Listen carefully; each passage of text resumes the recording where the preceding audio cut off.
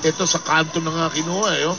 Eliza there. He's working for both teams. In the meantime, there is that block. It lands. And this is where papasok yung determination dito ng... Yes, of creating those campfires. Ayun, oh. Lucky, oh, look at that attack. Eliza Valdez and decides to drop it just at the back. Yan yung...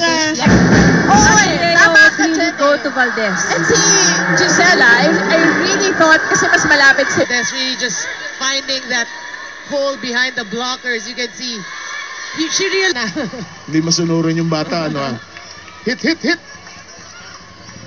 18 is the final count of the second set. The Kinetics, a 2-0 lead. Shaky shake and play. Back with the third in a moment.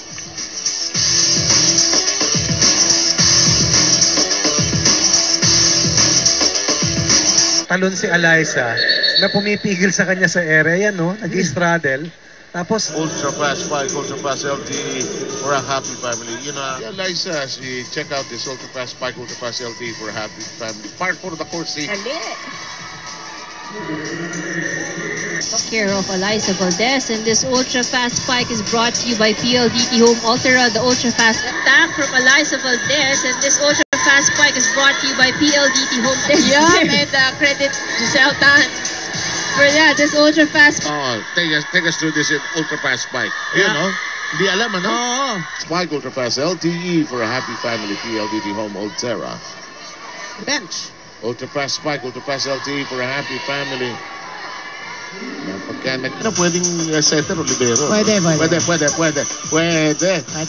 Good game with Noreen. Eliza Valdez with 3 points in the first set. Ultra Fast Spike brought to you by PLDT Home Ultra. 5:19.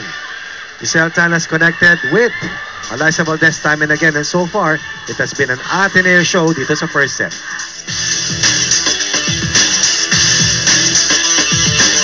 The finals, and when you're here, you have to relish it.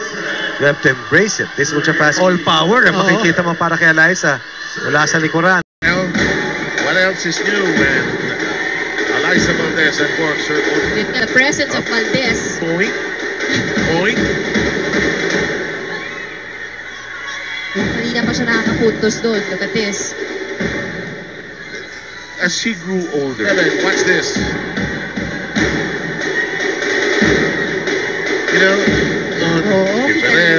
as you check out the Ultra Fast Spike, Ultra Fast LTE for a happy family.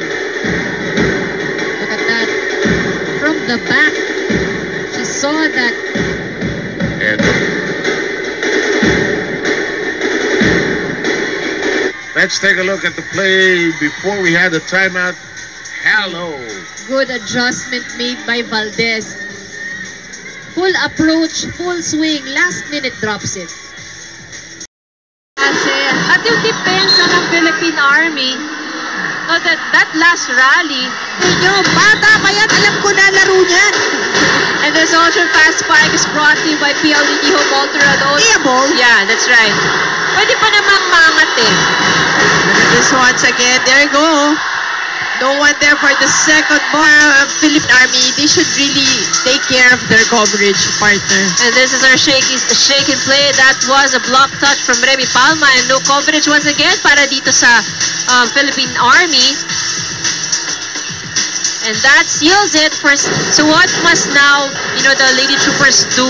And para tingin mo makarecover sila and able to get us a win from the set?